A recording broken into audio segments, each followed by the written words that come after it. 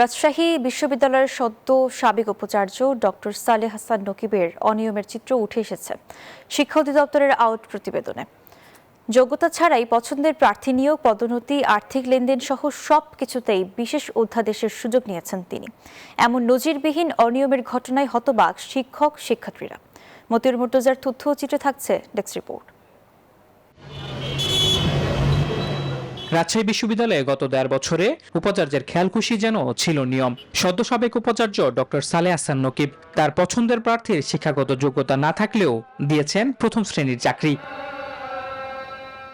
শুধু তাই নয়, চাকরির মেয়াদ পূর্ণ হওয়ার আগেই ৭ কর্মকর্তাকে দেয়া হয় পদোন্নতি। প্রাপ্যতার অতিরিক্ত ভাতা নিয়েছেন ৩০৫ শিক্ষক। বিধি লঙ্ঘন করে ১৫৭ জনকে অধ্যাপক পদে পদোন্নতি দিয়েছেন উপাচার্য।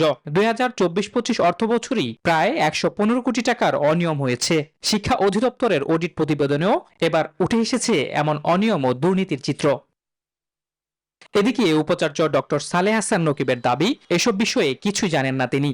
আমার কিছুই জানা নাই, এ ব্যাপারে আমার কোনো কিছু জানা নাই। হ্যাঁ, আমি বাতিল করে দিয়েছিলাম এবং সিন্ডিকেটের ঠিক যে সিদ্ধান্ত ছিল সেটাই আমরা ইমপ্লিমেন্ট করেছি আর কি। সাবেক উপাচার্যের নজিরবিহীন অনিয়মে হতবাক বিশ্ববিদ্যালয়ের শিক্ষক ও শিক্ষার্থীরাও। জুলাইকে বেচে তারা যেই অনিয়ম করে নিজেদেরকে ফুলিয়ে ফাঁপিয়ে নিয়ে বিদায় নিয়েছে, সেটা আসলে আমাদের কাছে প্রচন্ড দুঃখজনক। যেই অভ্যুত্থান এবং জুলাই চেতনা নিয়ে উনি এই ক্ষমতায় এসেছিলেন, এই দায়িত্ব পালন করেছিলেন, তাকে অবশ্যই কাঠগড়ায় দাঁড় করাতে হবে। ভবিষ্যতে যদি এর কোনো ব্যবস্থা না হয় তাহলে সবাই তো এই ধরনের খারাপ পথে হবে। আর যদি একটা দৃষ্টান্তমূলক শাস্তি হয় তাহলে কেউই হয়তো অনিয়ম করবে না। সাবেক উপাচার্যের অনিয়মের তদন্তে নামার কথা জানায় বিশ্ববিদ্যালয়ের প্রশাসনও। মাত্র বসলাম, দেখবো আমরা বিষয়গুলো তো খতিয়ে দেখবো, যদি কোনো ইনভেস্টিগেশন শুরু করতে আমরা অবশ্যই। বসুন্ধরা টিস্যু, অশুদ্ধতার বিরুদ্ধে এক বিন্দুও ছাড় নয়।